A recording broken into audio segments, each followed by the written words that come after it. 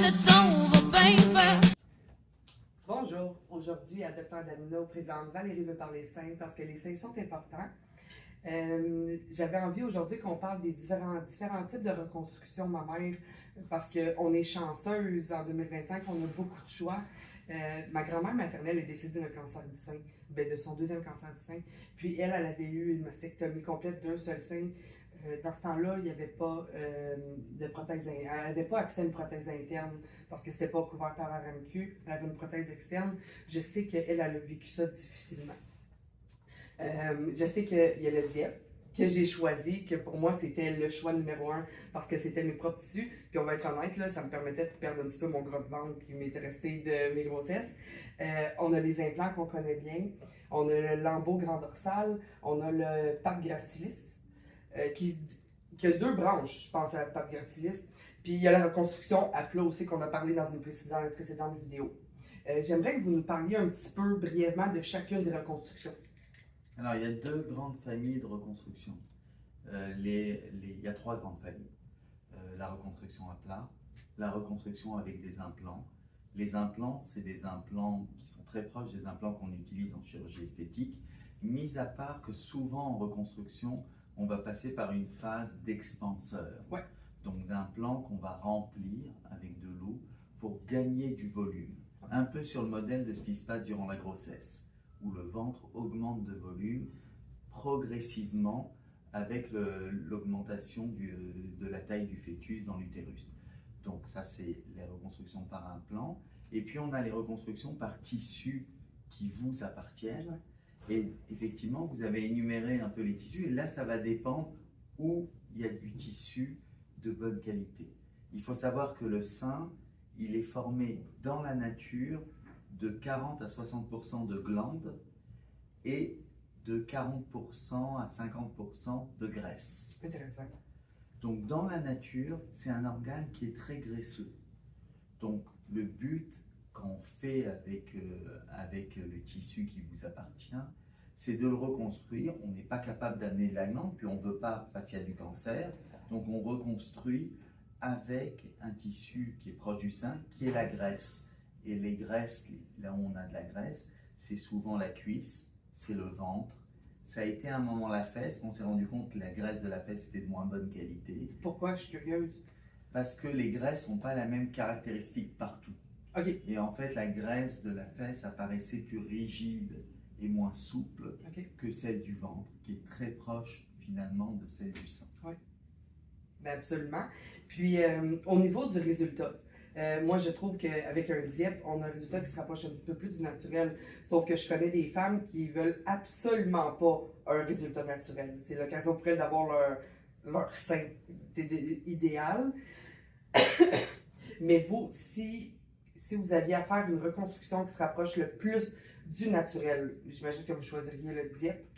Oui, c'est parce que en chirurgie plastique, quand on reconstruit un tissu, on essaie toujours d'approcher dans la reconstruction le tissu d'origine. OK. Et dans le sein, le tissu d'origine le plus proche, c'est la graisse, soit du ventre, soit de la cuisse. OK. Donc là, on s'approche vraiment. Après, pour la forme, si on reconstruit au moment où on fait la mastectomie, ben on profite d'une partie de l'étui de peau qui est autour du sein. Donc on est capable d'aller assez proche du naturel. OK. Puis au niveau de la symétrisation, moi j'ai eu besoin de symétrisation quelques mois après mon DIEP, puis je vais sûrement en avoir une autre lipogreffe. Est-ce que c'est toutes les mastectomies avec reconstruction qui ont besoin d'une symétrisation par la suite?